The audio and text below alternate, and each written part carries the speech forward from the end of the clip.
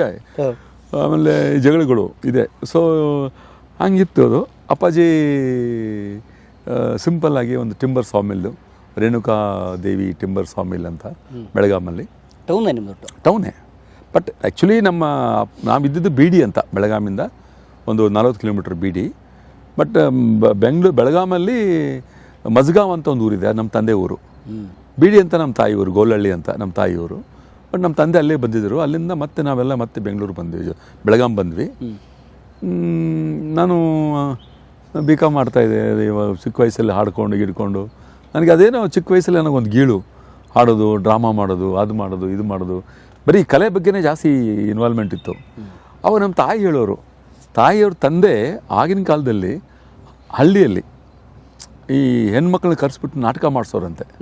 ಅವ್ರು ತುಂಬ ಕೆಟ್ಟ ಹೆಸರಿತ್ತಂತೆ. ಅವ್ರು ಏನು ಮಾಡದೇ ಇದ್ರು, ಹೆಣ್ಮಕ್ಳು ಕರ್ಕೊಂಬಂದು ನಾಟಕ ಮಾಡಿಸ್ತಾನೆ, ಎಲ್ಲರೂ ಹಾಳು ಮಾಡ್ತಾರಂತೆ.